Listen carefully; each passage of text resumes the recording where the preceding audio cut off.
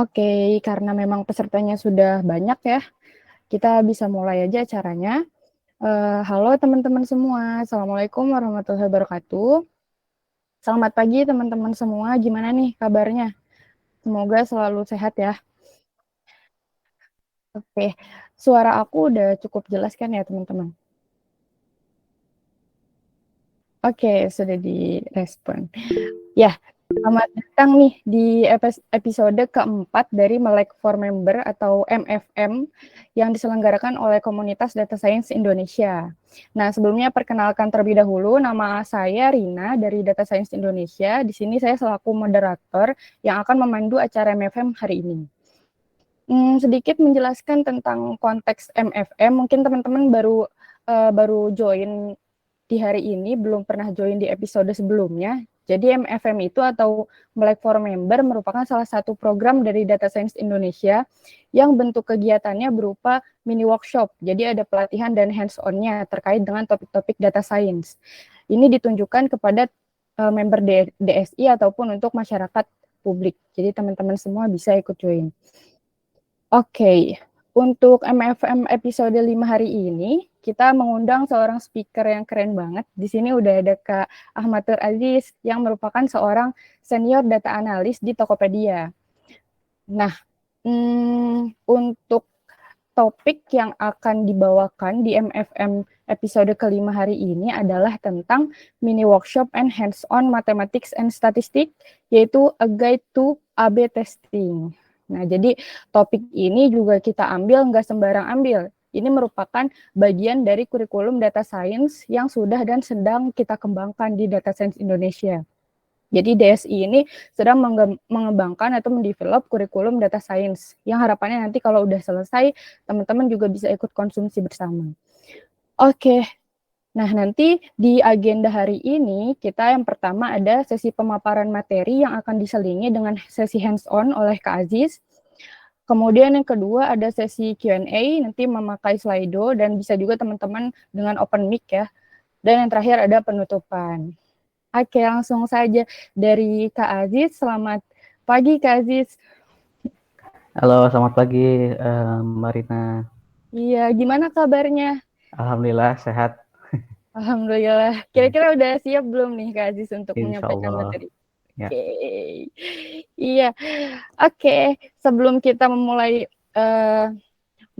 mungkin nggak perlu menunggu lama-lama ya. Jadi kita langsung persilahkan aja untuk Kak Aziz bisa menyampaikan materinya. Silakan. oke.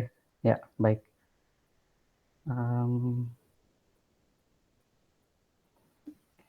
Udah kelihatan ya? Oke. Ya, jadi selamat pagi teman-teman semuanya. Sebelumnya saya mengucapkan terima kasih ya kepada tim DSI karena sudah memberikan saya kesempatan untuk sharing spesifiknya tentang A/B testing. Dan juga buat teman-teman yang udah join di sesi kali ini, semoga juga mendapatkan insight gitu ya, ilmu baru ataupun insight baru yang mungkin bisa diaplikasikan di pekerjaan atau di uh, kebutuhan teman-teman gitu ya. Sebelumnya mungkin saya pengen tahu dulu nih dari teman-teman apakah sudah uh, ada yang sudah pernah atau sudah sering sekali gitu ya melakukan A/B testing? Ada nggak? Udah pernahkah atau belum pernah atau ini baru pertama kali denger nih A/B testing gitu? Belum pernah, pernah, pernah belajar tapi implementasi real case belum pernah. Sudah. Oke. Ya, macam-macam ya. Oke, ya. Jadi di sesi kali ini saya akan sharing tentang introduction A/B testing dan best practice yang mungkin bisa teman-teman pakai nanti untuk pengaplikasiannya gitu ya. Di sesi kali ini ada beberapa hal yang ingin saya sharing. Yang pertama adalah tentang introduction dan motivation. Jadi apa sih A/B testing gitu ya dan kenapa kita harus melakukan A/B testing. Yang kedua adalah fase pre-eksperimen. Jadi fase sebelum eksperimen atau A/B testing itu dilakukan. Yang ketiga adalah post-eksperimen phase, yaitu tentang pengambilan keputusan dan analisis tentang hasil A/B testing. Dan yang keempat nanti saya akan coba share tentang bagaimana cara kita untuk mendefine sample size, kemudian analisis dan kesimpulan seperti itu ya. Oke. Nah, jadi ini saya coba kasih gambaran ke teman-teman ya dengan contoh yang sederhana.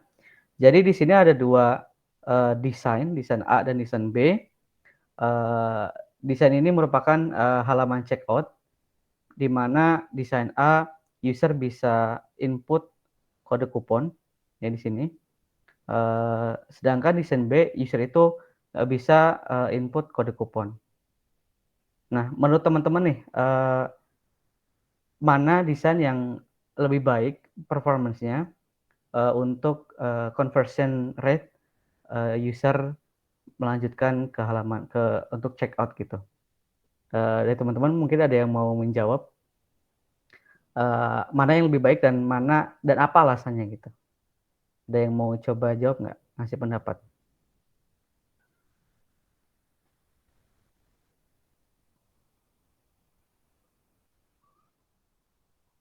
Adakah? Nggak usah malu-malu. Yang A, kata Firda. A karena ada kuponnya. Boleh ini nggak? Boleh kasih tahu alasannya kenapa ya? Yang A dan yang B lebih simple B. B karena lebih simple. Oke. Oke. Jadi tergantung Kak, kalau dikasih kupon A bagus. Karena ada kupon. Oke. Ya. Terima kasih ya atas feedback-nya. Jadi beberapa feedback dari teman-teman, kalau dari A itu alasannya karena ada kolom kupon sehingga user bisa input kupon gitu ya, yang mereka punya. Sedangkan yang B tadi ada yang bilang lebih simpel gitu ya. Nah, ternyata dari hasil eksperimen yang telah dilakukan ini dari beberapa orang gitu ya, dari beberapa pihak, ternyata varian atau desain yang lebih baik itu adalah desain B gitu. Kenapa? Alasannya adalah karena di desain A, walaupun user bisa input kode kupon, tapi inputnya itu manual. Jadi ketika user masuk ke halaman A, yang terjadi adalah mereka terdistract gitu ya. Mereka jadi ini ada kode kupon nih. Mereka jadi balik lagi gitu. Jadi mencari kupon yang mungkin mereka bisa masukkan ke kolom kode kupon di halaman checkout gitu. Beda halnya dengan desain B di mana user itu langsung aja, mereka nggak terganggu, nggak terdistract karena kupon, jadi mereka bisa langsung lanjut checkout. Tapi ini notes ya buat teman-teman, mungkin di zaman sekarang udah nggak ada ya yang kayak gini. Jadi zaman sekarang apps itu kebanyakan menyediakan list of kuponnya gitu. Jadi user nggak perlu lagi nyari-nyari kupon gitu. Jadi untuk case itu beda hal gitu. Tapi di sini dari contoh sederhana ini kita jadi dapat pelajaran bahwa nggak ada ide atau fitur yang benar-benar kita bisa tebak gitu ya, mana yang lebih baik. Kita harus melakukan pengujian dan observasi untuk membuktikan hipotesis kita gitu, untuk membuktikan mana sih ide atau fitur yang lebih baik gitu, seperti itu. Nah, kemudian metode pengujian dan observasi yang powerful itu adalah A/B testing gitu. Kenapa? Nah, di sini teman-teman bisa lihat hierarchy of evidence. Jadi ini sebuah gambaran visualisasi, representasi beberapa metode yang bisa digunakan untuk membuktikan hipotesis atau untuk menguji gitu ya, mana fitur yang lebih baik itu. Atau ide-ide yang lebih baik. Nah, di sini teman-teman bisa lihat semakin tinggi, semakin ke atas itu kualitas of evidence-nya itu semakin tinggi gitu. Dan resiko bias semakin tinggi, semakin ke atas itu akan semakin rendah. Dan A/B testing itu ada di urutan kedua.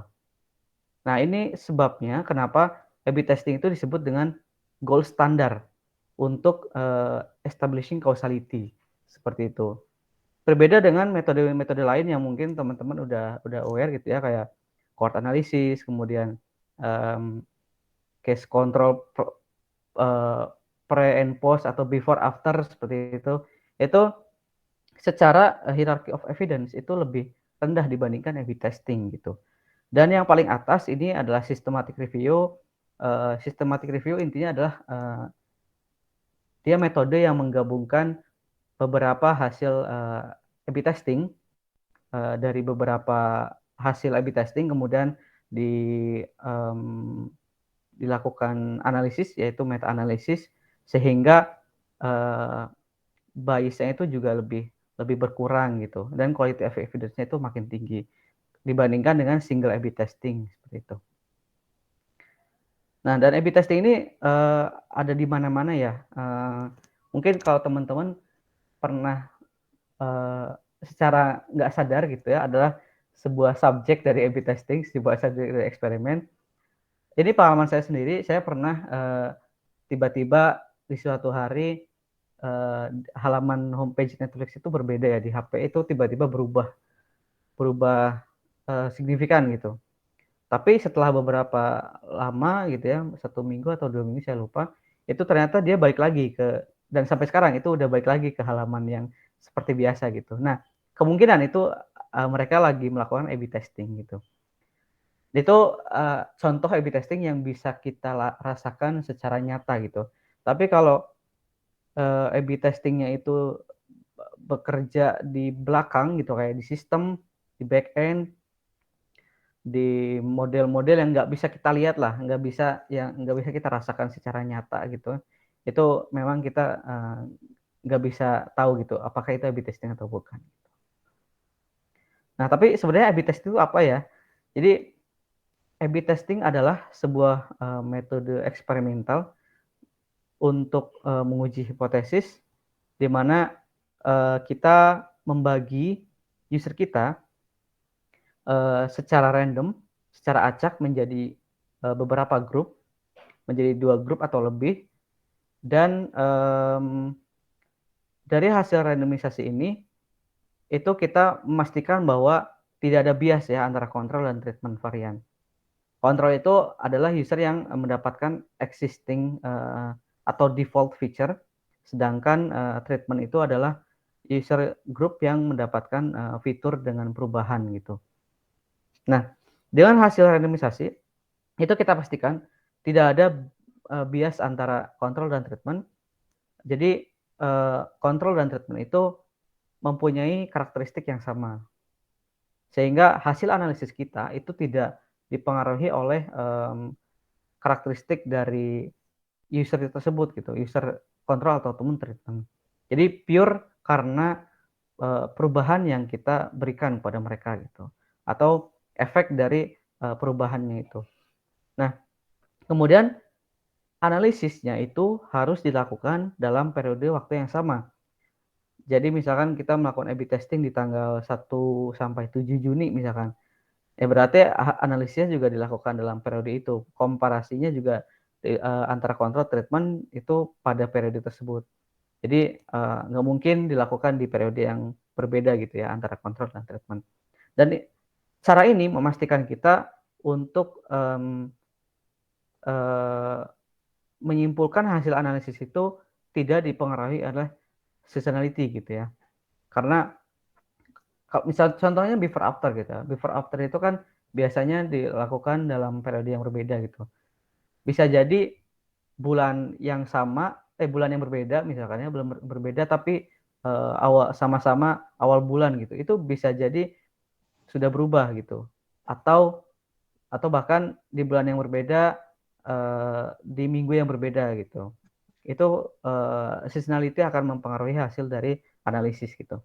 Dan hasil akhir dari A/B testing adalah keputusan, decision untuk launch atau tidak launch treatment varian yang kita punya gitu. Jadi hasil akhirnya adalah apakah kita tetap mempertahankan fitur kontrol atau justru kita launch fitur baru gitu dari treatment seperti itu. Nah, ini contoh lain, contoh sederhana juga, misalkan kita punya perusahaan ya yang mengeluarkan fitur subscription. Dengan subscription user akan mendapatkan benefit tertentu dan ini bisnis model yang memang sudah banyak diterapkan ya di banyak perusahaan gitu. Kemudian dari hasil analisis menunjukkan bahwa ternyata subscriber itu memiliki performance yang lebih tinggi dibandingkan non-subscriber. Sorry, agak susah. Subscriber memiliki performance yang lebih tinggi dibandingkan dengan sebelum periode subscription gitu. Nah, dari hasil analisis ini, apakah kita bisa menyimpulkan bahwa subscription itu menghasilkan dampak positif gitu ya? Nah, tentunya dari penjelasan yang tadi, kita dan dari hierarchy of evidence gitu ya tadi ya, kita tidak bisa menyimpulkan sebab akibat dari fitur subscription gitu. Kenapa? Karena yang pertama, user itu imbalance gitu atau bias. Karena secara logika pastinya subscriber itu punya intensi yang lebih tinggi gitu ya dibandingkan dengan non-subscriber.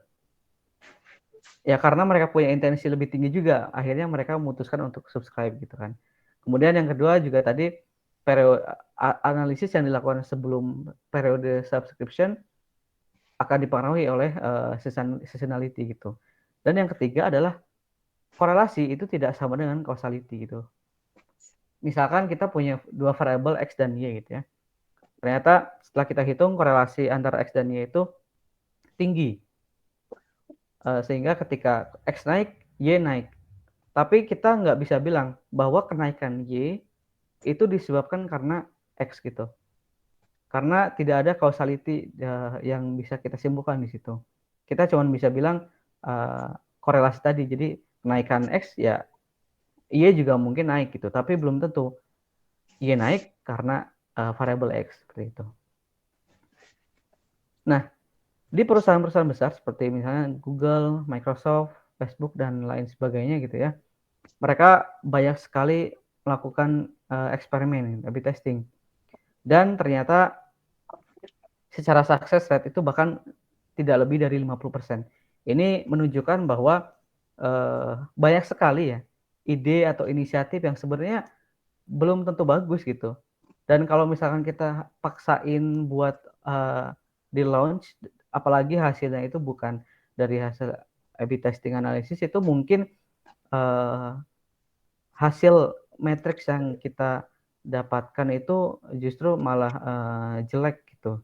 Jadi impact-nya malah bukannya memberikan keuntungan buat perusahaan, tapi malah memberikan kerugian gitu. Itu sebabnya A/B testing itu diperlukan seperti itu. Nah, kemudian ini cycle A/B testing ya secara high level. Jadi dimulai dari ideation, dan ideation ini mungkin lebih sering dimulai dari tim product manager atau tim bisnis ya, karena mereka yang punya inisiatif, mereka yang punya responsibility buat improve produk mereka gitu.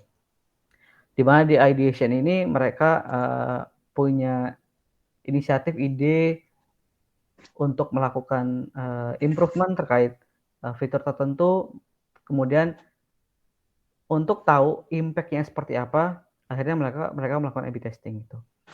Nah, kemudian next part-nya itu adalah eksperimen desain gitu. Di sini mungkin yang paling banyak adalah peran kita sebagai analis gitu ya.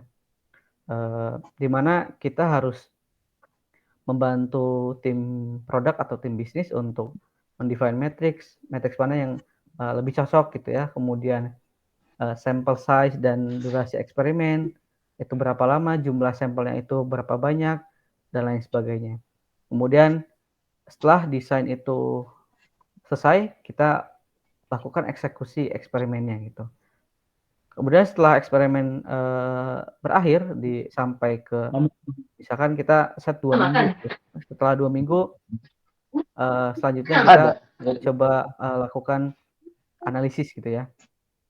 Kemudian dari hasil analisis ini kita memberikan conclusion, recommendation kepada tim produk atau tim bisnis gitu ya. Apakah kita perlu launch atau tidak launch fitur tersebut gitu. Tapi selain dari decision, kita juga bisa memberikan insight tambahan berupa learning gitu ya. Misalkan ternyata fitur barunya itu tidak meningkatkan matriks kita gitu. Nah, setelah kita analisis lebih dalam, ternyata ada beberapa segmen user tertentu yang ternyata bukannya lebih baik tapi malah lebih jelek gitu. Sedangkan ada segmen lain yang ternyata mereka punya performance yang lebih baik misalkan seperti itu. Nah, dari insight itu kan kita bisa memberikan insight bahwa oh mungkin fitur ini hanya berlaku untuk segmen tertentu gitu. Sehingga kita bisa bisa mungkin memberikan apa ya namanya rekomendasi untuk ya A/B testing lagi gitu, untuk eksperimen lagi. Misalkan kita mengubah fitur tersebut tapi untuk segmen-segmen tertentu gitu. Gitu. Jadi bukan cuma decision tapi learning buat improvement ke depannya juga kita bisa dapatkan gitu. Nah, kemudian kita masuk ke fase pre-eksperimen atau fase sebelum eksperimen dijalankan. Itu ada beberapa hal yang harus kita define. Yang pertama seperti matriks, kemudian jumlah varian, kemudian power analysis atau sampel size yang dibutuhkan dan durasi eksperimen, kemudian launch kriteria gitu ya. Nah, dalam eksperimen desain kita harus mendefine matrix. Biasanya ini bisa dari tim produk, tim bisnis atau kita sebagai analis gitu ya. Tergantung maturity dari tim sih.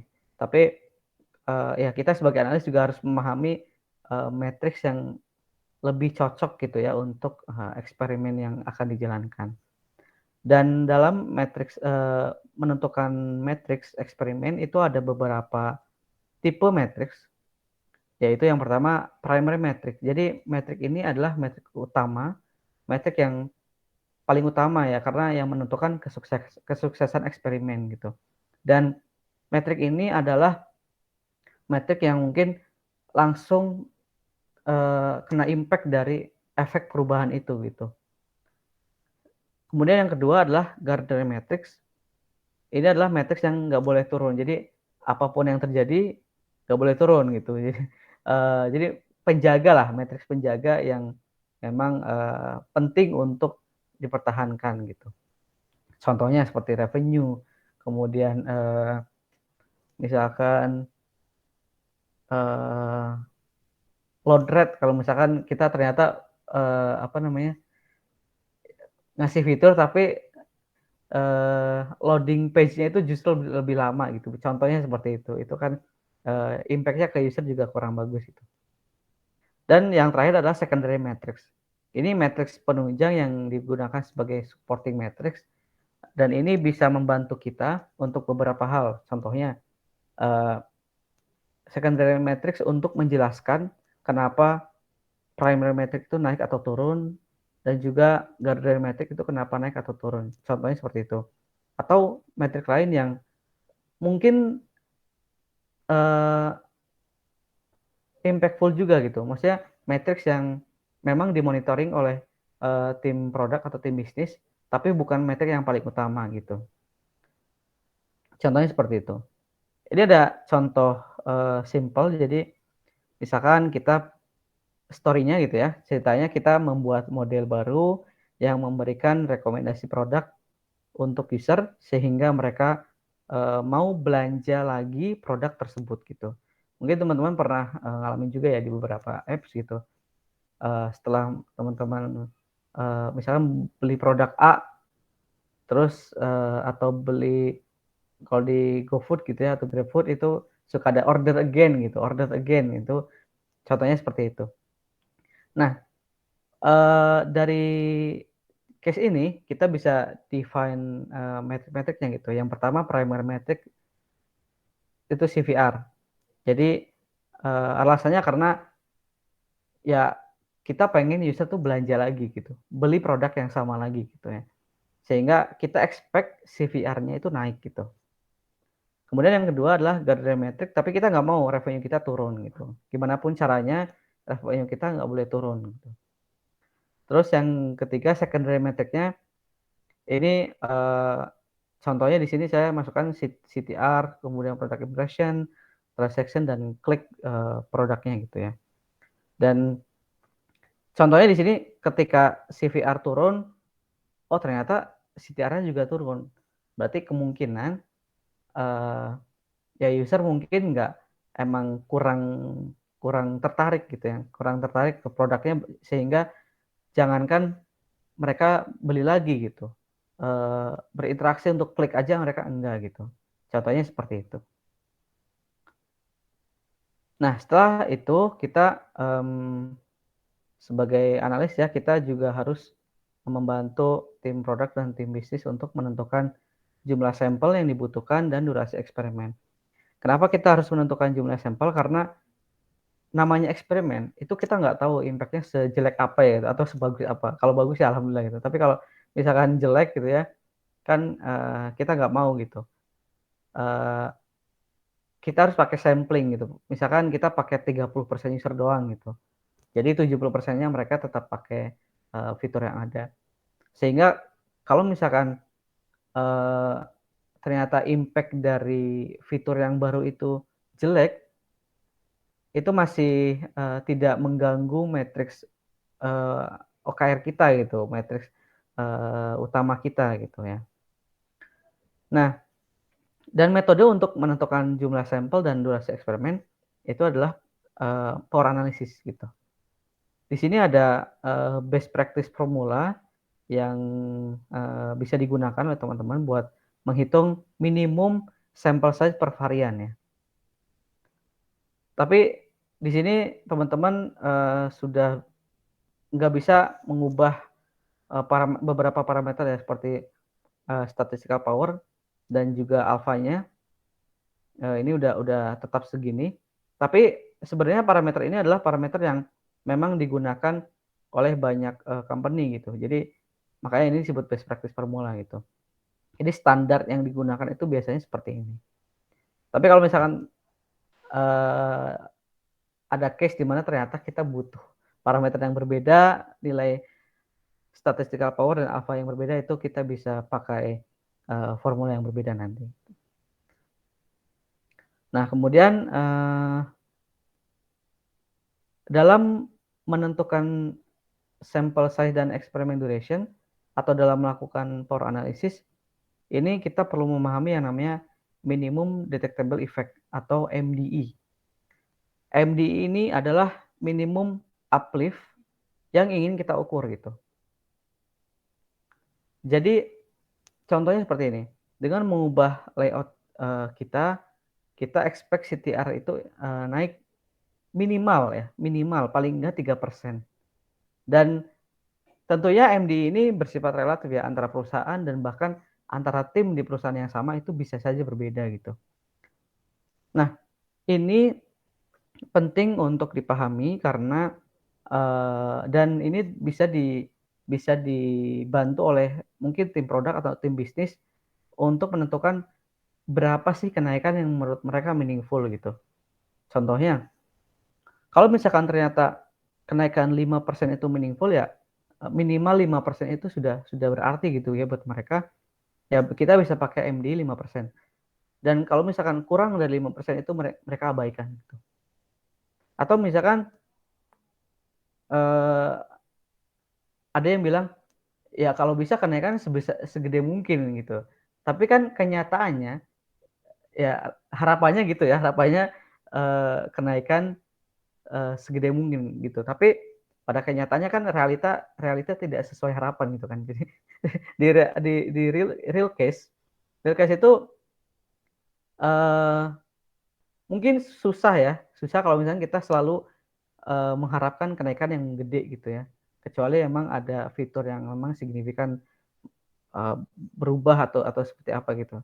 Tapi kalau kenaikan yang besar itu mungkin muncul dari perubahan-perubahan yang besar gitu. Tapi kan nggak selalu seperti itu gitu. Nggak selalu kenaikan itu besar, dan kenaikan yang misalkan 1%, 2% itu relatif ya. Contohnya misalkan ternyata kenaikan 1% matriksnya Google itu bisa menaikkan revenue mereka sampai jutaan dolar misalkan. Tapi kalau di perusahaan lain yang masih merintis gitu ya, 1% itu kayak nggak berarti lah gitu, cuma receh gitu. Sehingga mereka pengen yang lebih gede gitu. Jadi ya itu tadi bersifat relatif gitu.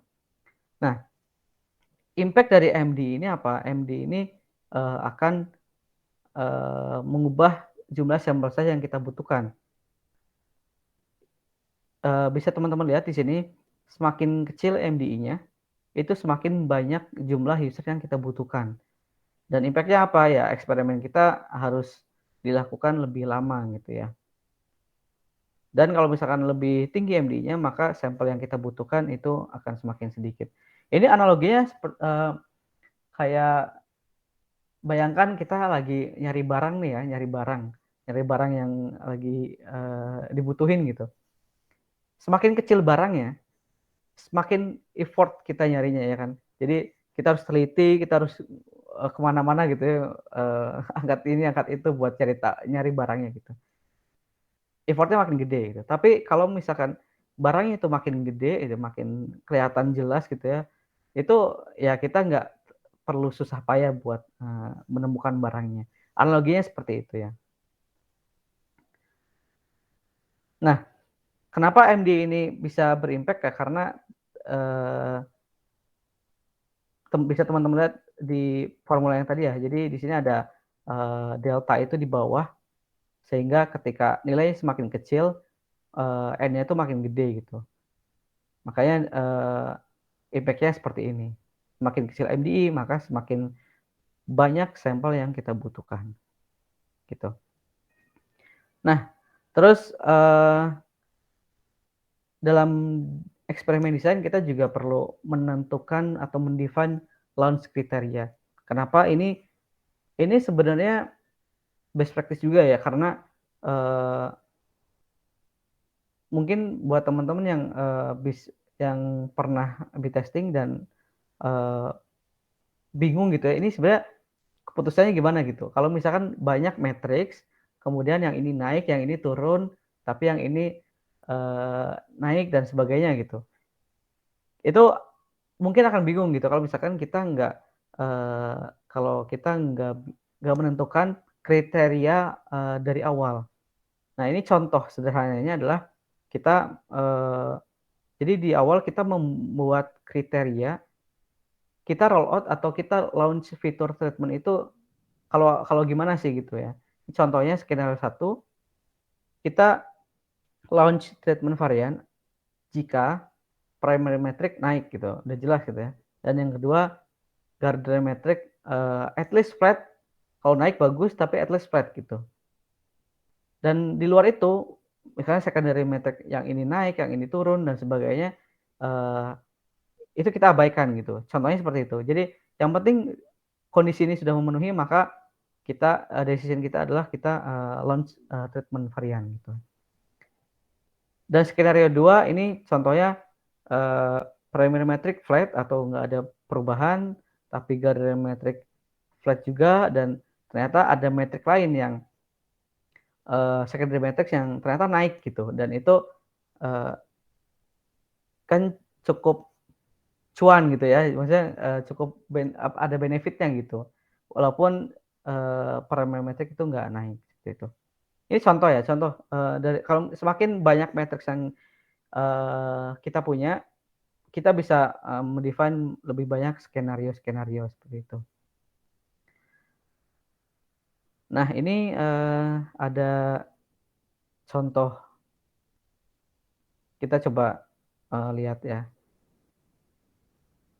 Jadi ini ada kalkulator, sample size calculator yang bisa teman-teman pakai untuk menghitung sampel size gitu dan durasi eksperimen. Dan ini free ya, teman-teman bisa akses secara free. Nah, kita coba lihat di sini. Jadi ada beberapa angka yang harus kita isi. Conversion rate ini metric baseline. Jadi kita harus tahu dulu nih, misalkan 1 bulan atau beberapa bulan ke belakang rata-rata matriks kita tuh berapa gitu. Nah, kita harus masukkan di sini. Kemudian tadi MDI-nya itu berapa. Ini paling mudah kita tanya ke tim produk atau tim bisnis berapa nilainya gitu, yang menurut mereka meaningful gitu. Kemudian kita bisa ubah di sini statistical significance-nya 95% atau alfanya 5% gitu ya. Nah, kemudian kita bisa masukkan di sini juga daily visitor atau daily user kita dan juga jumlah varian yang akan kita eksperimenkan gitu. Nah, coba kita lihat ya. Di sini ketika kita ubah MD-nya lebih kecil, maka jumlah sampelnya itu makin banyak gitu. Di sini kita butuh 120.000. Sedangkan tadi MD 10% itu butuh 30.000 gitu. Nah, kemudian semakin banyak traffic kita, semakin banyak user kita, maka ya durasi eksperimen juga makin singkat. Misalkan ini 10.000 gitu ya. Nah, ini dia cuma butuh 9 hari. Tapi kalau misalnya kita cuma punya 5.000, itu durasinya 18 hari gitu. Kemudian number of varian gitu, semakin banyak ya pasti semakin lama juga gitu kan. Tuh. Semakin sedikit varian, maka akan semakin singkat durasinya. Nah, ini bisa ngebantu teman-teman buat menghitung jumlah sampel dan juga durasi eksperimennya gitu ya. Tapi ini spesifik untuk metric conversion rate atau proportion gitu. Kalau misalkan metrik lain kayak revenue per user itu nggak bisa pakai kalkulator ini. Itu harus hitung manual.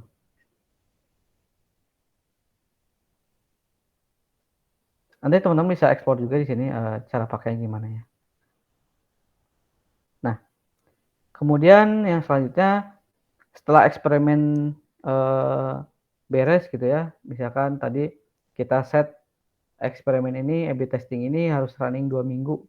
Setelah 2 minggu kita lakukan analisis. Nah, dalam melakukan analisis ini ada beberapa hal yang mungkin kita bisa cek ya. Yang pertama, kecukupan sampel gitu. Kalau misalkan ternyata di eksperimen desain kita butuh 10.000 user totalnya gitu. Tapi ternyata setelah di running A/B test selama 2 minggu, user kita cuma 8.000 gitu. Artinya kan kita masih kurang 2.000 user gitu. Nah, kalau misalkan itu terjadi, yang paling mudah adalah ya kita coba tambahin gitu, panjangin durasi eksperimennya gitu selama 1 minggu tambahan gitu. Sehingga harapannya sampel size-nya itu mencukupi. Nah, kemudian yang kedua ada sample ratio mismatch, kemudian ada descriptive dan inferential analysis dan kesimpulan dan rekomendasi ya. Nah, ini sampel ratio mismatch. Jadi pada hasil analisis kita harus cek apakah eksperimen kita itu mengalami sampel ratio mismatch. Dan SRM ini adalah sebuah bias ya. Jadi bias yang terjadi apabila proporsi user antara varian saat eksperimen itu berbeda dengan proporsi user dalam desain eksperimen. Dan ini bisa dideteksi oleh metode chi-square dan itu dengan mudah gitu ya. Ini contohnya gini. Jadi misalkan kita di desain eksperimen itu membagi user menjadi 50-50 gitu. Jadi contohnya kontrol 10.000, treatment 10.000 gitu misalkan. Berarti kan ekspektasi kita ya nanti hasil eksperimen itu akan balance gitu 10.000. Tapi ternyata saat eksperimen data yang kita dapatkan itu justru proporsinya itu 55-45 gitu. Jadi ini 10.000, ini 8.000 gitu. Berarti kan ada yang hilang gitu, ada 2.000 yang hilang gitu. Nah, berdasarkan Chi-square ini ternyata proporsinya memang tidak sama dengan 50-50 gitu, tapi 55 dan 45. Sehingga ini mungkin ada kesalahan gitu, ada bias yang terjadi pada saat eksperimen yang menyebabkan SRM ini terjadi gitu. Tapi sebenarnya SRM ini sebuah bias yang tricky sih, karena penyebabnya mungkin dari banyak hal gitu ya. Bisa jadi karena proses randomisasinya misalkan ternyata error atau gimana sehingga dia harusnya balance tapi ternyata karakteristiknya tuh nggak balance gitu. Atau misalkan dari sistem, dari implementasi ada yang error sih, ada bug atau gimana yang menyebabkan SRM terjadi dan sebagainya. Nah, ini kalau misalkan kita bahas secara detail itu agak mungkin panjang gitu ya. Ini saya put reference buat teman-teman kalau misalkan mau baca lebih detail tentang bagaimana cara mendiagnosa SRM dan best practice-nya tuh kayak gimana gitu. Bagaimana solve-nya dan sebagainya. Ini teman-teman bisa baca ya secara detail gitu. Ini paper dari beberapa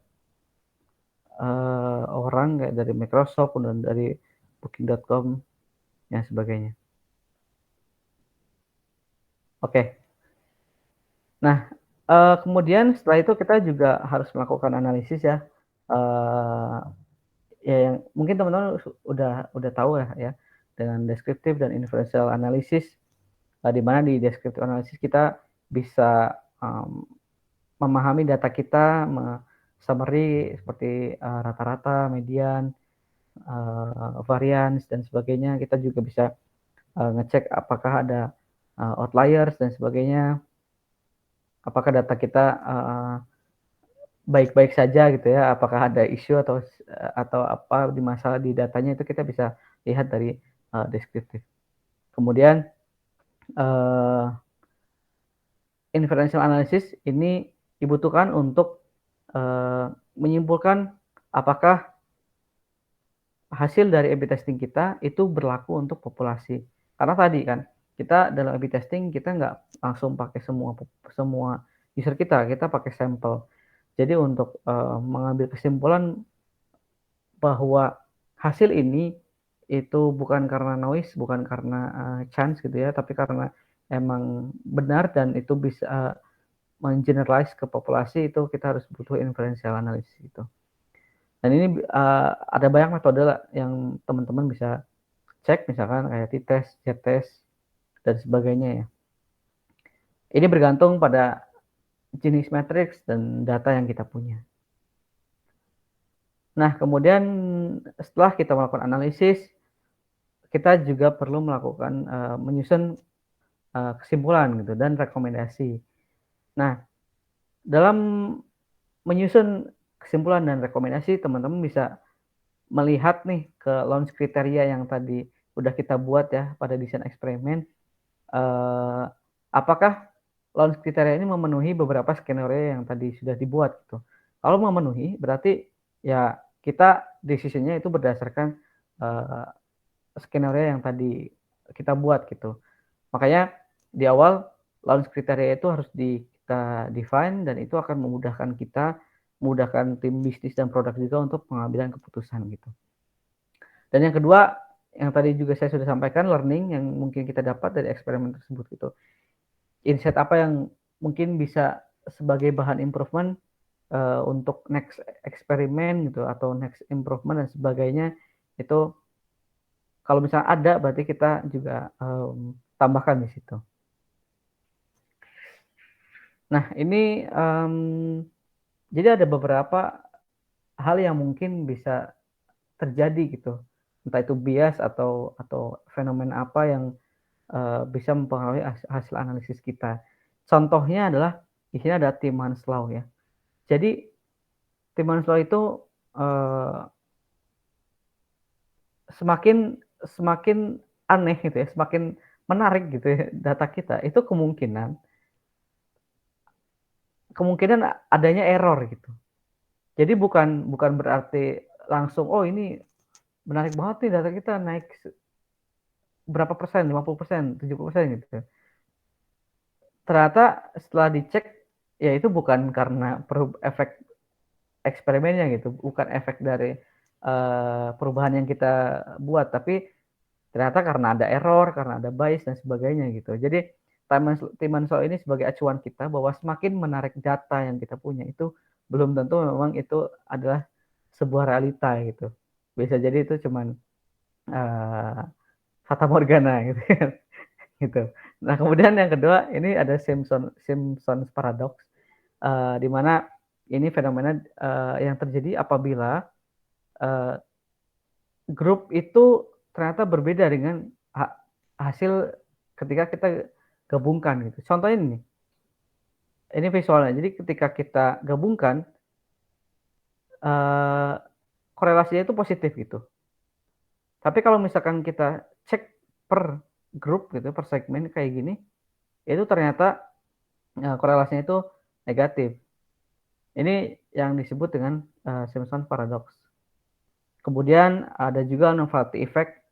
Ini adalah efek yang terjadi ketika user itu berinteraksi atau tertarik dengan fitur baru yang diberikan gitu. Contohnya, bayangkan kita terbiasa buka suatu apps, kemudian ada sebuah perubahan gitu yang membuat kita apa nih gitu ya, apa nih gitu. Terus kita klik gitu ya, kita coba explore gitu ya. Nah itu yang dinamakan novelty effect. Jadi kalau misalkan um,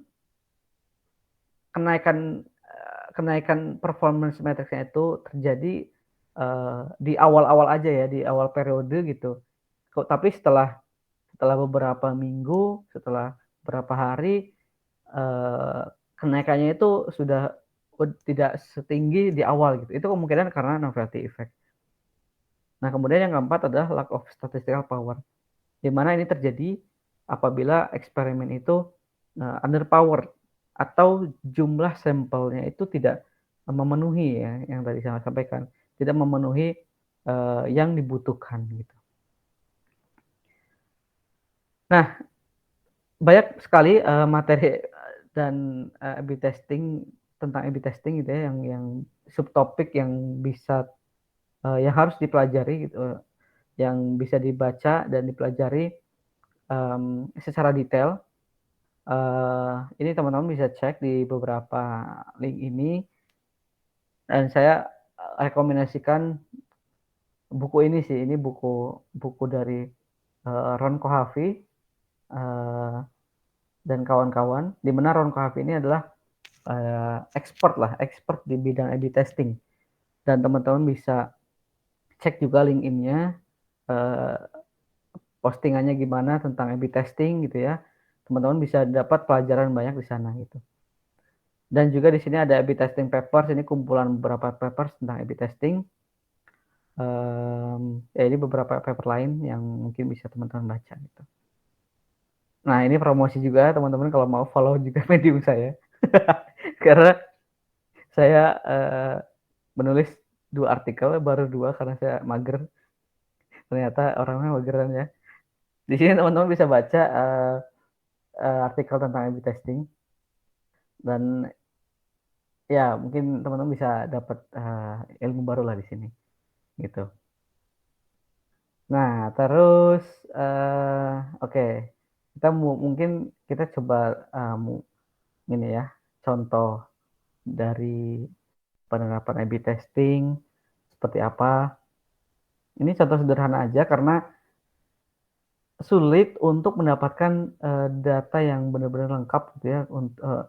Open source data itu kalau misalkan kita mau benar-benar menjelaskan semuanya gitu, atau yang lebih komplit itu harus susah gitu. Jadi ini saya dapat open source data yang simple, dan mungkin dan semoga teman-teman bisa dapat gambaran lah ya idenya itu seperti apa dan step by step-nya seperti apa. Oke, jadi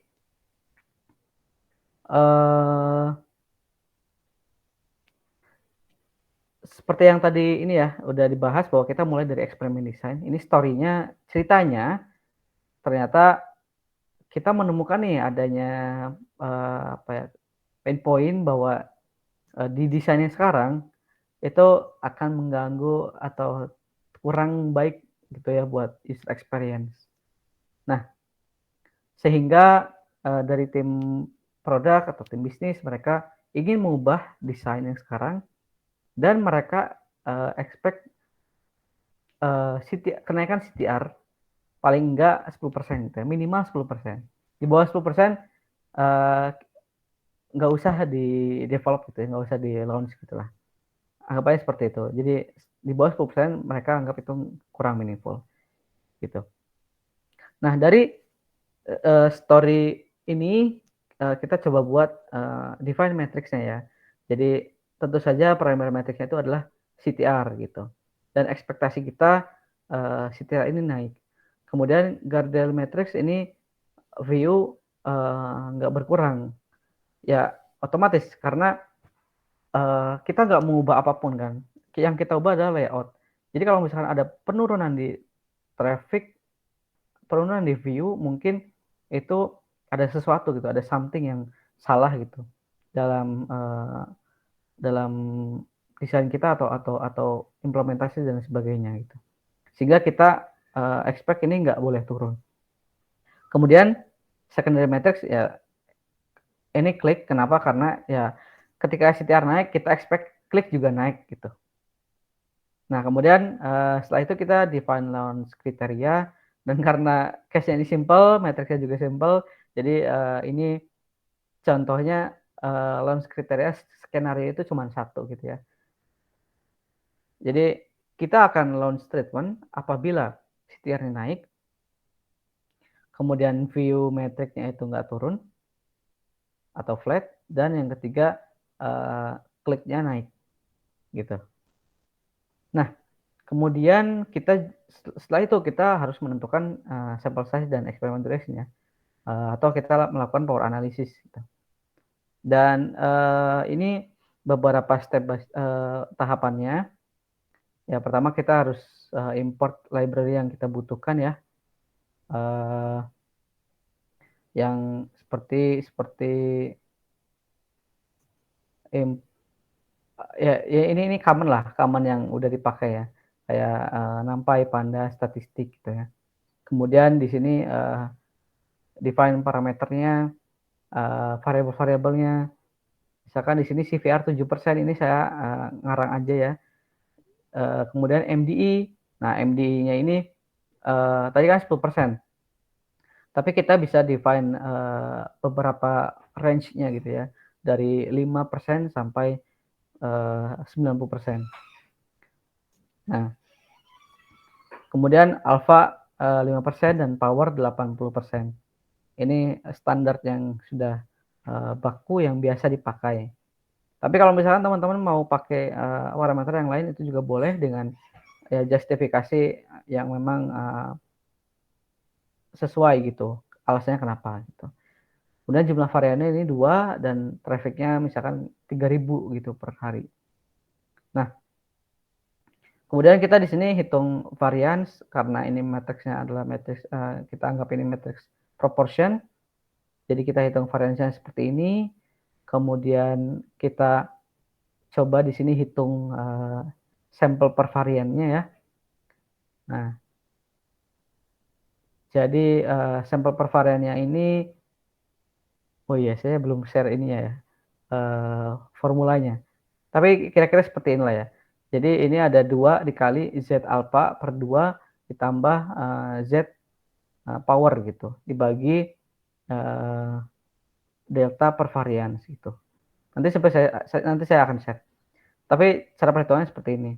Kemudian setelah kita dapatkan sampel per varian, kita akan hitung durasi gitu ya, durasi eksperimennya dengan rumus seperti ini. Di mana ini menunjukkan jumlah sampel dibagi traffic yang kita punya, yang kita dapatkan durasinya gitu. Kemudian kita lihat di sini bahwa sesuai dengan hasil yang tadi ya, kalau semakin kecil MDI maka sampel per varian yang kita butuhkan itu semakin tinggi, gitu. Nah kemudian ini hasilnya hasil dari perhitungannya gitu untuk masing-masing MDI. Dan di sini terlihat bahwa untuk MDI 10% maka sampel per varian yang kita butuhkan itu at least 21.000 lah, 20.800 gitu ya. Nah, kemudian kita masuk ke hasil eksperimen. Pertama kita coba import datanya, kemudian kita cek datanya apakah ada yang salah ya dari tipe data. Ini kan udah sesuai user ID, integer, kemudian grup ini string, view, dan kliknya itu float ya, udah sesuai.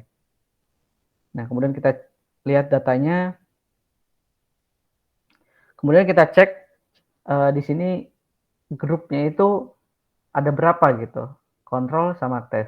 Bisa aja ini lebih dari 2. Maksudnya kita di awal kita set variannya 2, tapi ternyata ada yang typo gitu secara implementasi kontrol terus tes terus ada lagi kontrol tes misalkan gitu. Jadi nambah gitu. Itu kan error ya.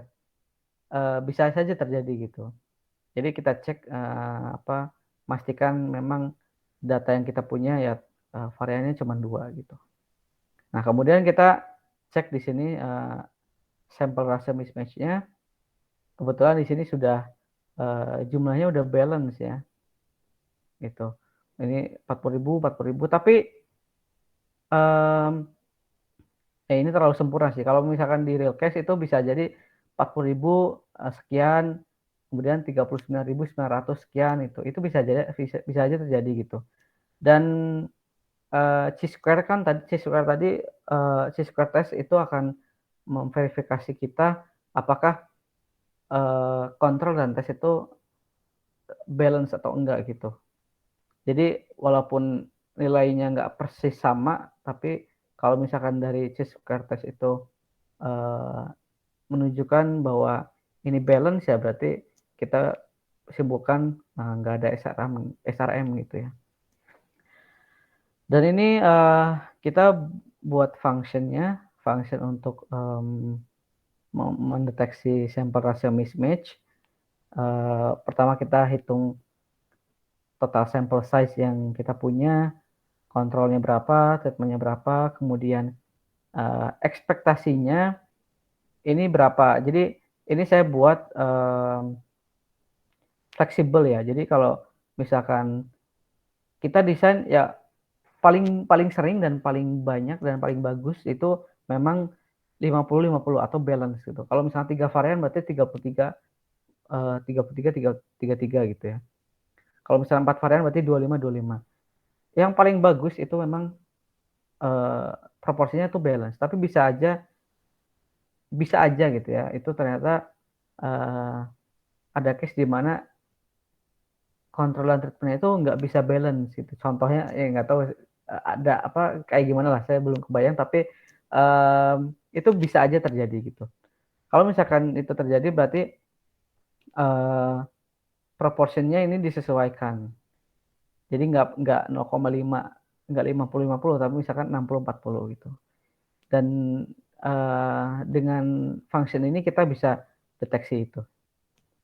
Nah, terus di sini kalau misalkan p-value-nya kurang dari 0,05 berarti SRM itu ada gitu. Tapi kalau misalkan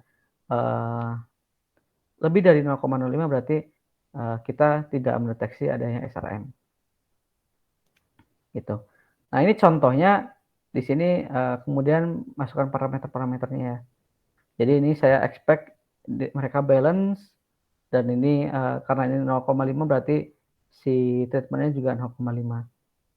Kemudian kita hitung kontrolnya ada berapa, kemudian treatmentnya ada berapa, kemudian masukkan ke function yang tadi dan kita dapatkan hasil bahwa tidak ada bias SRM gitu.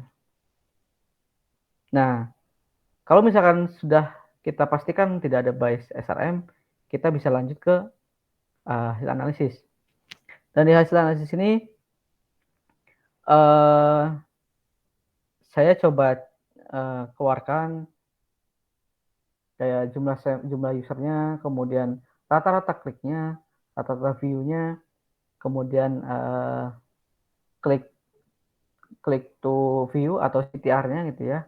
Kemudian kita juga cek distribusinya di sini untuk memastikan memang nggak ada outlier gitu. Dan kalau misalkan kita lihat di sini persebarannya itu kan sangat bagus ya, ini kayak udah sama lah ya antara median, kemudian persentil dan sebagainya, sehingga kita bisa bilang bahwa ini nggak ada outlier gitu. Kemudian kita bisa lihat di sini juga, oh ternyata klik tes grup ini lebih tinggi ya dibandingkan kontrol gitu. Tapi view-nya ini relatif sama gitu.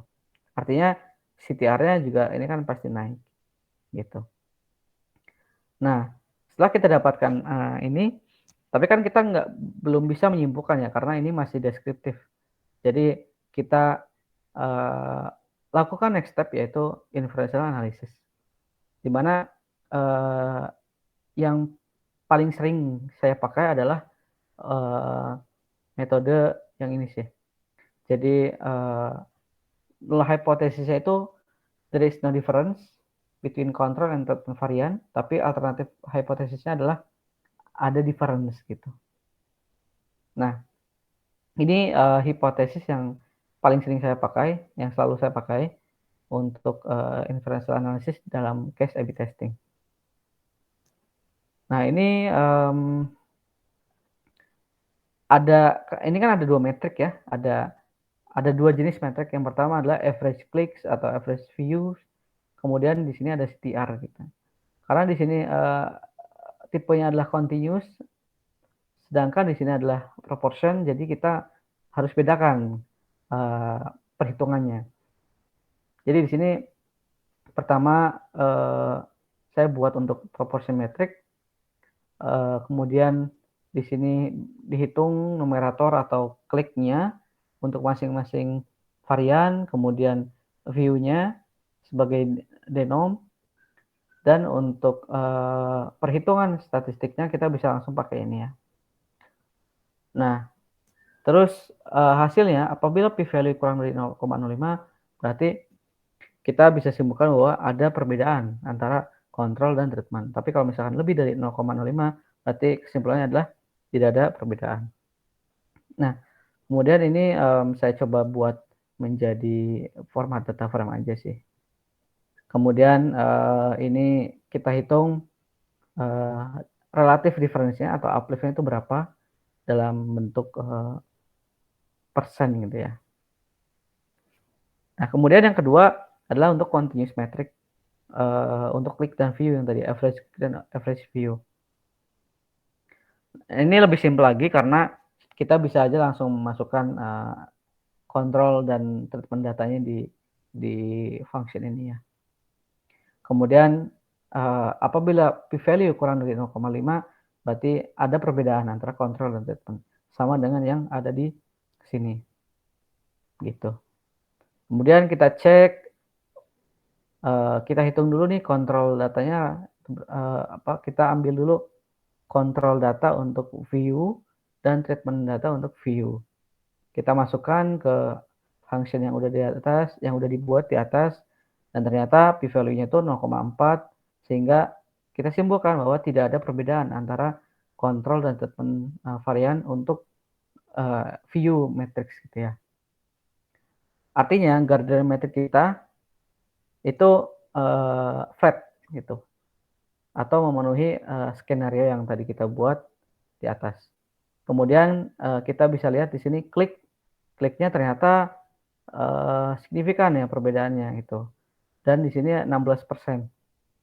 Artinya kita bisa simpulkan bahwa kontrol dan treatment untuk klik metrik itu ada perbedaan gitu. Terus Setelah itu kita cek juga nih CTR metric. Karena klik metric ini ada perbedaan atau statistik signifikan, berarti kita expect CTR juga sama gitu ya. Dan kita hitung di sini ternyata benar bahwa CTR itu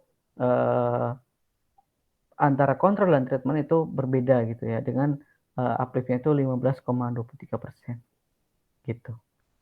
Nah, dari hasil ini kemudian kita coba buat kesimpulan, ini kesimpulan sederhana bahwa treatment varian itu menaikkan CTR sebesar 15,23%. Sedangkan untuk kliknya itu naik 16% dan tidak ada perbedaan antara view metrik untuk kontrol dan treatment. Nah, karena ini memenuhi launch kriteria kita tadi yang di atas ya, maka kita rekomendasikan pada tim bisnis dan tim produk untuk launch treatment varian ke all user seperti itu. Kira-kira itu contoh dari perhitungan A/B testing ya, dan itu saja mungkin materi yang bisa saya sampaikan. Saya serahkan ke moderator ya. Thank you Mbak Rina. Oke. Ya, thank you Kak Aziz materinya. Nah, sekarang kita masuk ke sesi hands on lagi nya.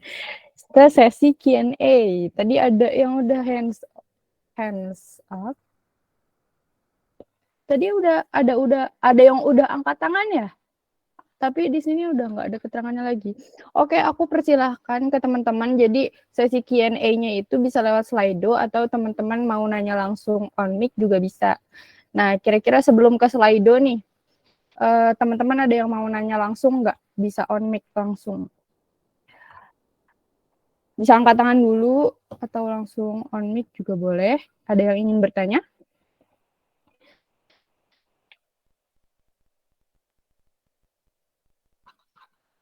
Oke, kalau belum ada yang mau bertanya secara on mic, mungkin aku langsung ke Slido-nya.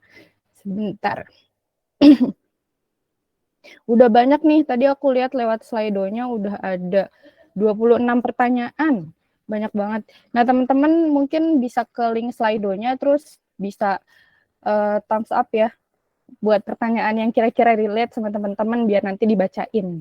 Gitu. Nah, ini kita bisa baca dari atas dulu nih, Kak Aziz. Ada yang bertanya dari Anonymous, berapa lama A/B testing dilakukan terkait short, middle, atau long time-nya? Dan poin apa sih yang biasanya paling penting dalam memilih salah satu dari hasil A/B testing? Boleh dijawab, Kak. Oke, thank you pertanyaannya. Untuk durasi short, middle, long time itu sebenarnya relatif ya, karena tergantung kebutuhan dari bisnis biasanya dan impact dari perubahannya gitu. Tapi menurut saya best practice yang bisa dipakai adalah 2 minggu. Jadi 2 minggu itu sudah apa ya, periode yang standar periode lah, yang bisa dibilang nggak terlalu lama, nggak terlalu cepat gitu. Tapi ini balik lagi ya, karena tadi dengan perhitungan, dengan kebutuhan kayak MDI-nya itu berapa, kemudian traffic yang kita punya itu berapa, itu bisa bervariasi ya. Jadi ya itu relatif sih. Tapi kalau misalkan biasanya dalam bisnis itu kalau udah lebih dari 3 minggu atau 1 bulan itu udah terlalu lama gitu ya. Tapi kalau misalkan harus memilih waktu yang bisa jadi acuan, itu mungkin kita bisa ambil 2 minggu gitu sebagai standarnya gitu. Tapi ya balik lagi tadi ya, dengan nilai MDI, dengan nilai dengan traffic yang kita punya gitu, itu harus disesuaikan. Kemudian poin apa yang biasanya paling penting dalam memilih salah satu hasil A/B testing? Ini balik lagi ke cara yang tadi ya, kita di awal mendefine launch kriteria. Jadi launch kriteria ini harus kita define dengan mempertimbangkan beberapa kondisi, misalnya seperti parametriknya dan guardrail metriknya itu seperti apa. Karena kita nggak bisa langsung menentukan mana yang lebih baik gitu. Bisa jadi semakin kompleks perubahannya, semakin besar perubahannya, itu matriks yang kita ukur itu makin banyak gitu. Itu bisa kalau misalnya kita cuma milih satu itu nanti bakal kurang baik ya karena matriks-matriks lain itu diabaikan gitu. Padahal bisa jadi matriks lain itu juga menunjang decision tim bisnis atau tim produk. Jadi saran saya untuk menentukannya ya tadi harus dibuat di awal di desain eksperimen itu launch kriterianya dengan mempertimbangkan beberapa matriks dan ini bisa dibantu juga dari tim produk atau bisnis untuk membuat launch kriterianya seperti itu sih. Oke, semoga menjawab ya dari teman-teman yang bertanya ini. Kita bisa lanjut ke pertanyaan kedua nih. Kak, share dong gimana caranya biar kita bisa berlatih untuk melakukan A/B testing. Terima kasih. Pertanyaannya simpel, tapi yang teman-teman udah ada yang like 3 orang, kayaknya relate. Jadi boleh dijawab, Kak Aziz. Oke, latihan A/B testing. Menurut saya yang paling utama pahami dulu sih ininya fundamentalnya lah. Jadi konsep-konsepnya dulu nih yang dipahami. eh yang tadi mungkin saya jelaskan itu sebagai introduction dan nanti kalau misalkan teman-teman punya keinginan untuk eksplor lebih banyak itu juga bisa dicek di yang reference tadi saya share ya. Itu teman-teman bisa belajar banyak di sana. Setelah paham paham fundamentalnya itu seperti apa, teman-teman bisa juga ngelihat dari beberapa artikel di Google itu coba cari aja kayak A/B testing example gitu. Itu biasanya banyak sih yang mereka share step by step dan contoh ke datanya langsung itu kayak gimana buat analisis A/B testing. Biasanya kalau misalkan yang sharing step by step kayak itu biasanya di Medium sih banyak. Atau di Kaggle juga kalau misalkan teman-teman mau coba hands on langsung bisa cari datanya kemudian coba-coba gitu. Gitu kali ya. Oke, karena memang di internet ini udah banyak ya sumber untuk belajar. Iya betul. Iya, ChatGPT juga mungkin kalau kita nanya dia bisa jawab juga. Iya bisa juga itu. Iya, Iya sekarang sumber belajar udah banyak banget sih. iya, Tinggal kita mau apa enggak. betul. Oke, kita balik nih karena udah menjawab 2 dari Slido, aku pengen kembali mempersilahkan teman-teman yang ingin bertanya secara langsung. Kira-kira ada nggak nih yang mau on mic untuk bertanya?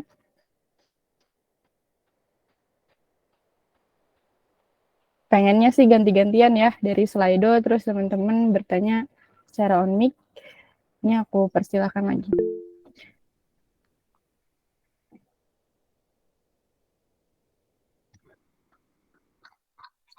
Ada, Mas Muhammad Gazi, boleh dipersilahkan.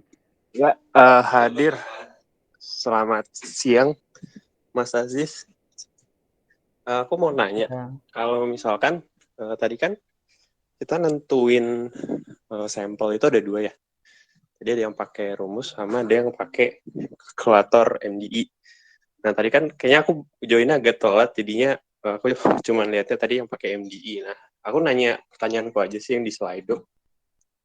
Gimana kalau misalkan dari mungkin tim produk atau tim bisnis itu dia maunya matrix yang paling dia pentingin itu revenue gitu atau ya revenue gitu, dan misalkan dia mau revenue-nya mau naik dong 5% gitu, tapi kan secara rumus kalau di MD ya itu kan dia pakai CVR atau CTR gitu ya. Nah apakah kita misalkan ada nggak sih caranya misalkan kita ngitung sampel buat misalkan primary utamanya itu yang dari tim produk mau itu naik revenue 5%. Itu pertanyaan aku. Thank you. Oke. Tadi coba saya share. Eh Bentar ya. Saya coba cek dulu ininya.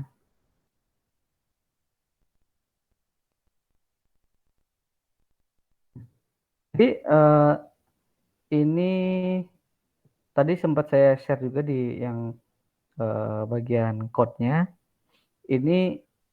Nah di sini sebenarnya ada perhitungan, ada rumusnya gitu untuk menghitung apapun jenis matriksnya gitu. Kalau yang tadi kalkulator di website itu emang itu untuk matriks kayak CVR gitu ya, CTR yang bentukannya berupa proportion matrix. Tapi kalau misalkan matriksnya itu revenue per user, itu emang nggak bisa dipakai langsung gitu. Nah, makanya di sini saya coba share cara perhitungan untuk minimum sample size per varian. Dan dari teman-teman, kalau misalkan nanti mau menghitung, itu tinggal mengganti varians. Nih, varians dari matriksnya. Jadi nanti tahapannya adalah teman-teman pertama hitung dulu baseline matriksnya. Ini contohnya di sini CVR, baseline matrix revenue. Misalkan revenue per user beberapa bulan terakhir itu misalkan 1 juta per user gitu misalkan. Nah, terus kita hitung variansnya gitu. Variansnya itu berapa? Nah, kemudian kita masukkan parameter itu ke sini. Nanti kita bisa dapetin sampel per varian gitu. Dan juga di sini ya. Nah, di formula ini sebenarnya berlaku general sih. Dia nggak hanya untuk conversion rate kayak gitu untuk CTR, CVR itu ini berlaku untuk semua jenis metrik. Yang membedakan antara metrik A, metrik B dan lain sebagainya itu adalah di sini di standar deviasinya. Jadi teman-teman bisa menghitung sendiri nanti matriksnya apa, standar deviasinya berapa gitu. Kemudian baseline matrixnya itu berapa, nanti bisa dihitung sendiri gitu. Cukup menjawabkah dari Mas Muhammad Ghazi ya tadi? Ya, jadi tinggal kita ubah aja ya, ada beberapa komponen di rumusnya atau di code-nya itu yang bisa diubah sesuai matrix yang kita mau. Betul. Ya. Siap. Thank you Mas Aziz sudah menjawab. Thank you. Oke, thank you Kak Ghazi udah bertanya. Selanjutnya ada dari Mas Andi Halil Gibran nih, boleh untuk bertanya. Halo Mas. Ini Mas, aku mau bertanya nih. Kan kita kalau misalnya di A/B testing tuh kita kan bagi 2 kelompok ya. Satu kelompok kontrol, satu kelompok varian ya. Nah, gimana kalau misalnya dalam waktu eksperimen yang ditentukan nih, ya ternyata dalam waktu ini si kelompok kontrol atau kelompok varian itu dominannya itu dia tidak melakukan interaksi dengan mungkin platformnya kita, ataupun mungkin dia tidak melakukan transaksi seperti itu kira-kira gimana ya?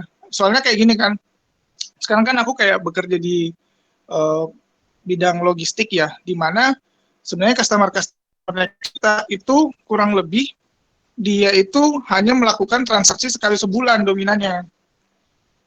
Jadi itu seperti apa ya? Nah, terima kasih. Oke, ya.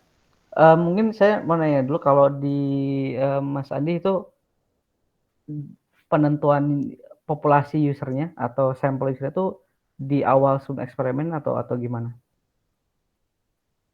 Ya di awal sih ininya. Jadi kayak misalnya kita mau coba melihat satu perubahan behavior lah dari A ke B kalau misalnya kita kasih treatment A kayak gitu kan.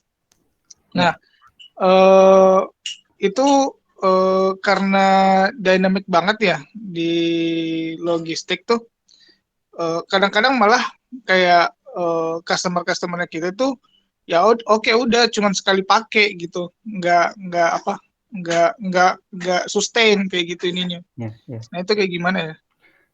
Iya, itu sebenarnya memang kita harus melihat lagi jenis matriksnya ya. Karena kalau case-nya misalkan yang dihitung adalah CVR gitu ya, user yang order dibagi user yang masuk ke apps gitu. Tapi ternyata case-nya adalah user yang order itu atau user yang melakukan transaksi itu dikit gitu. Nah, itu kita coba ngelihat dari matriks lain sih, Mas Andi. Jadi, kita coba lihat matriks lain yang lebih lebih sensitif lah buat ngelihat impact dari eksperimen itu. Kebayang nggak ya? Jadi, karena kita tahu transaksi user itu kurang dan mereka kayak cuman sekali pakai dan mungkin jarang berinteraksi dengan transaksi itu, maka kita coba lihat lagi efek dari perubahan ini sebenarnya selain dari transaksi, selain dari matriks yang kurang sensitif gitu, itu apa gitu. Sehingga kita tetap bisa mengukur impact dari perubahan itu. Dan emang nggak semua perubahan itu kan outputnya transaksi ya. Jadi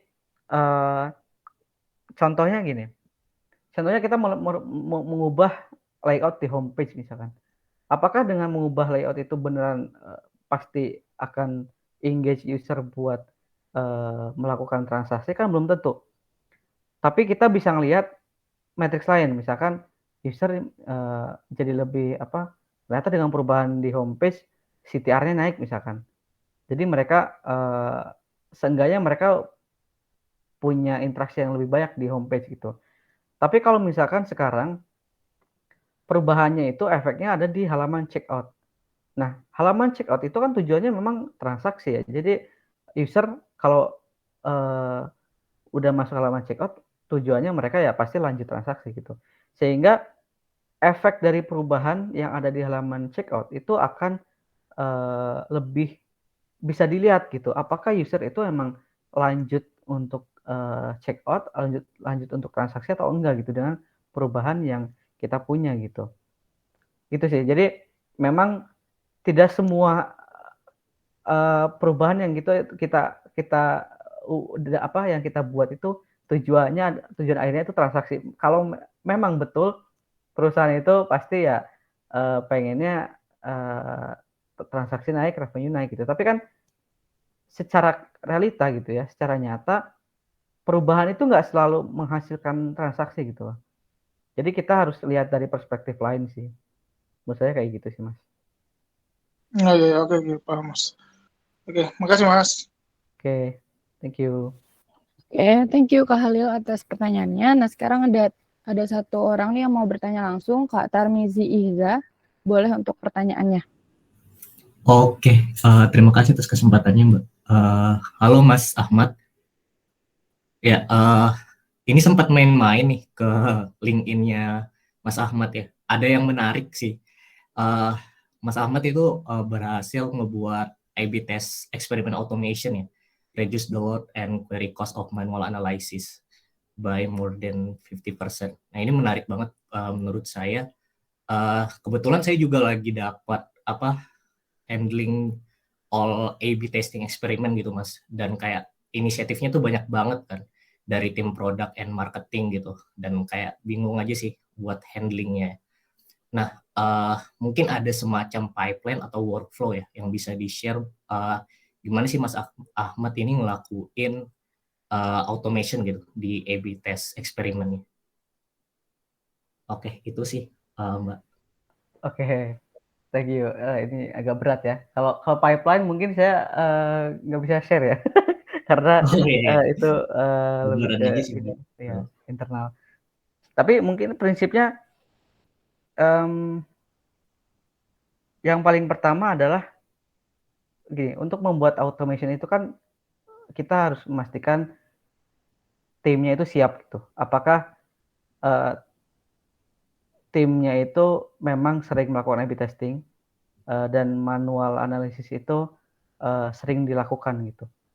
Kalau misalkan ternyata dalam 1 bulan A/B testing cuma dilakukan 2 kali gitu, buat apa gitu automation kan proses pipeline datanya itu jadi mungkin less powerful gitu ya dibandingkan kalau misalkan dalam 1 bulan bisa berkali-kali dalam melakukan A/B testing dan dengan banyaknya manual analysis pastinya automation itu akan sangat membantu.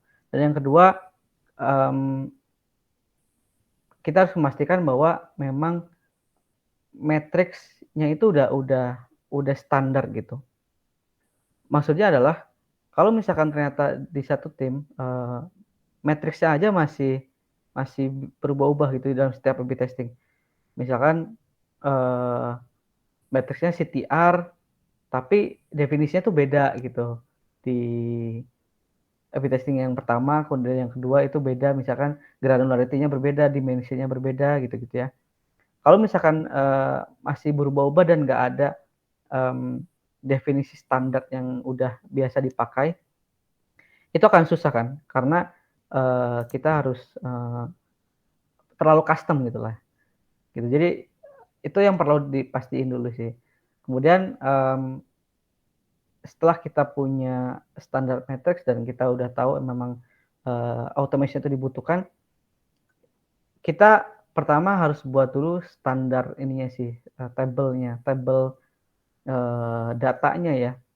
Kalau misalkan ternyata kita mau handling banyak tim dengan definisi matrix yang berbeda, misalkan tim A definisinya ini, query-nya seperti ini, tim B query-nya seperti ini, definisi seperti ini, itu beda-beda gitu ya. Itu kan kalau misalnya kita mau gabungkan dalam satu pipeline data itu susah gitu. Lebih susah dibandingkan kita bikin sebuah standar table yang atau framework table yang sudah sama gitu. Jadi mau apapun definisi tim matriksnya dan timnya itu akan tetap sama gitu format tabelnya. Kemudian selanjutnya yang paling penting sebenarnya lebih ke platformnya sih. Nah, ini platform mungkin lebih ke engineer kali ya.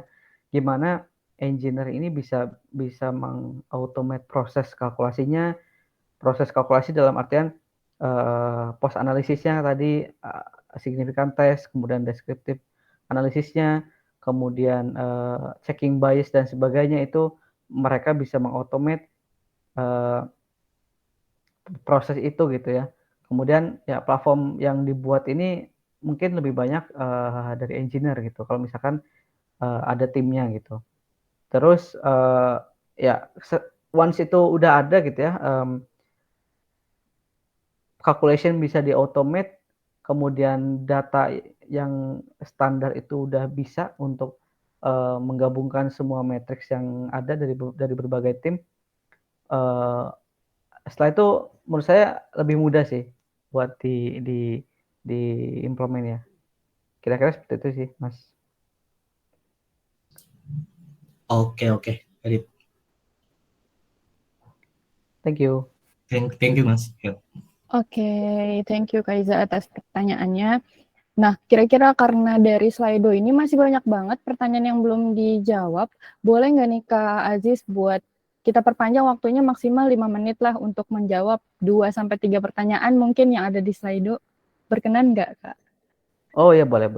Oke, ini aku share screen dulu.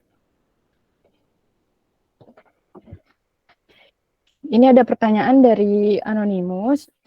Biasanya data apa saja yang diambil untuk melakukan A/B testing? Bagaimana cara menghitungnya? Apakah bisa ditunjukkan dan dijelaskan lebih detail? Ya, boleh dijawab, Kak. Data apa saja? Sebenarnya ini bisa apa aja sih. Tergantung bisnis dan produknya ya. Contohnya kalau di tim saya sendiri gitu, yang paling sering di monitor, yang diukur gitu, seperti CTR, CVR, kemudian basket product, kemudian total order, revenue juga gitu.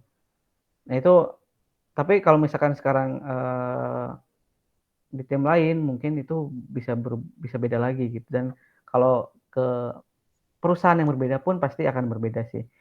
Jadi dan cara perhitungannya pun bisa berbeda. Jadi itu relatif sih, tergantung tim dan, perusahaannya gitu.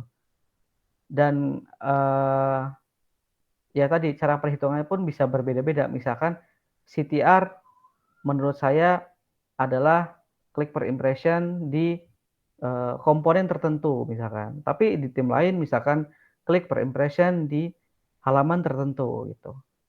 Bahkan ada juga yang di button tertentu gitu. Seperti itu sih. Jadi itu, relatif gitu, bergantung, perusahaan dan timnya sih. Gitu. Oke, thank you Kak atas jawabannya. Kita lanjut ke pertanyaan selanjutnya nih dari Anonymous juga. Pre-experiment based define variance itu apa ya Kak? Tidak dijelaskan sepertinya di deck. Oh iya, itu jumlah varian yang dibutuhkan. Sesimpel itu sih. Jadi, berapa banyak jumlah varian yang mau kita eksperimen gitu. Biasanya ini dari tim produk. Misalkan mereka mau variannya itu cuma 2 karena, antar kontrol dan satu varian gitu, satu treatment gitu. Tapi bisa aja mereka lebih banyak gitu, 3 atau 4. Tapi balik lagi ke power analysis ya. Kalau misalkan ternyata dengan 3 varian atau 4 varian atau bahkan lebih gitu, itu, jumlah sampelnya makin banyak gitu nantinya yang dibutuhin. Dan durasinya makin lama juga. Jadi, ya itu kita sebagai, analis harus memberikan saran juga gitu. Kalau misalkan ternyata, dengan lebih dari 2 varian itu, jumlah sampel dan durasinya terlalu lama, ya kita sarankan coba, lakukan eksperimen hanya untuk, 1 treatment varian aja gitu misalkan. Nanti kalau misalkan ternyata, failed gitu ya untuk yang ini, kita bisa coba yang lain. Dengan, yang tentunya itu juga kita bisa mendapatkan learning kan, oh ternyata treatment varian yang ini fail karena apa gitu. Dan treatment varian yang lain yang tadinya kita mau eksperimenkan ternyata bisa solve itu loh gitu. Ya berarti kita bisa next-nya bisa pakai yang itu. Kira-kira kayak gitu sih. Oke, thank you atas jawabannya. Semoga menjawab ya untuk Anonymous-nya. Nah, sekarang kita move deh ke pertanyaan selanjutnya. Dari Anonymous juga, pernah nggak Kak, setelah melakukan AB test dan udah fix dipilih, tapi pas eksekusi berbanding terbalik, tindakan cepat apa yang dilakukan mengatasi hal tersebut? Pernah nggak nih, Kak Azza? Sebenarnya kalau maksudnya pas eksekusi itu maksudnya pas ini ya, pas udah di launch gitu ya? Ya, sebenarnya,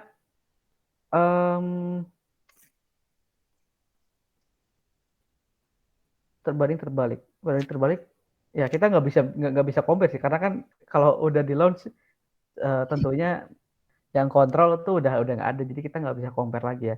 Tapi kalau misalkan ternyata setelah kita launch itu matrix turun, yang kita expect itu naik, ya itu bisa karena banyak hal sih. Bisa jadi karena seasonality gitu ya, karena faktor lain yang menyebabkan matrix-nya malah turun gitu. Tapi ya sebenarnya dari hasil A/B testing ya, tadi ya kita kan udah melakukan prosedur A/B testing dan kita pastikan tidak ada bias, tidak ada kesalahan, dan, kita udah inferential analysis juga dengan menyimpulkan bahwa ini berlaku untuk populasi. Tentunya, setelah kita launch ke all user gitu ya, hasil itu juga akan berlaku untuk all user gitu.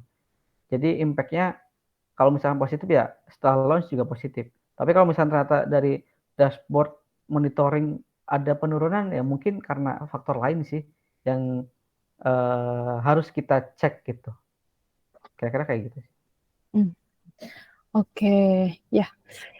Terima kasih Kak Aziz atas pertanyaannya. Nah, mungkin ini terakhir deh untuk pertanyaan di Slido karena udah 5 menit ya.